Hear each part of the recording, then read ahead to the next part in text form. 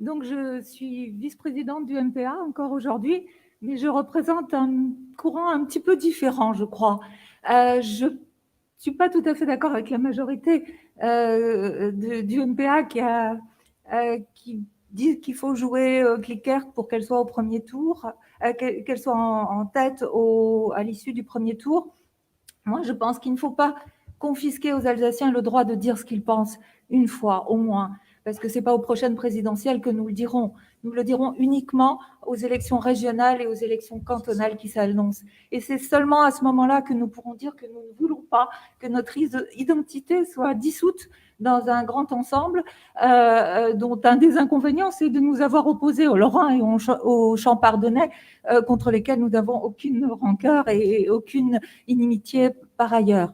Donc, ce que nous voulons, c'est sauver notre identité. C'est absolument important. Et si nous ne le disons pas là, je ne sais pas quand nous pourrons le dire, pas au présidentiel, nous ne pesons pas assez lourd.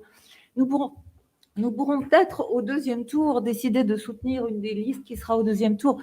Mais au premier tour, je pense, moi, qu'il faut voter pour la seule liste qui est très claire et très droite dans ses bottes, c'est-à-dire sortie du Grand Est, et il y a un seul parti en Alsace qui le dit depuis le début. Bien sûr, il n'est pas en mesure de faire passer une loi, ça je suis d'accord, mais je pense que nous pouvons représenter une force, une expression de ce que ressent la majorité de la population alsacienne par rapport à cette perte d'identité.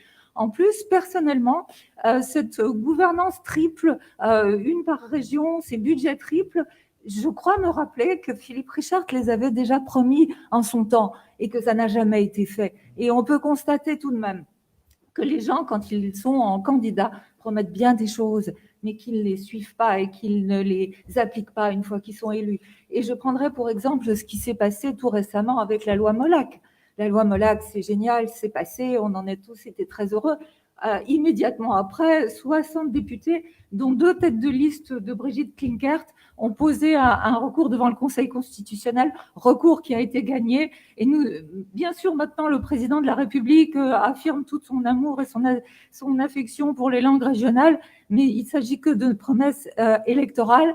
Et quand on a posé la question à Jacqueline Gouraud, quand elle est venue la semaine dernière, et qu'un journaliste lui a demandé qu'en est-il de la sortie du Grand Est, qu'en est-il de la collectivité à statut particulier, elle a eu le culot, je suis désolée, j'ai peu de respect pour cette dame, elle a eu le culot de dire il ne faut pas confondre vitesse et précipitation.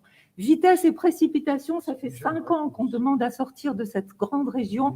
Je considère que, très franchement, il faut le dire haut et fort et ne pas nous laisser endormir par des promesses électorales.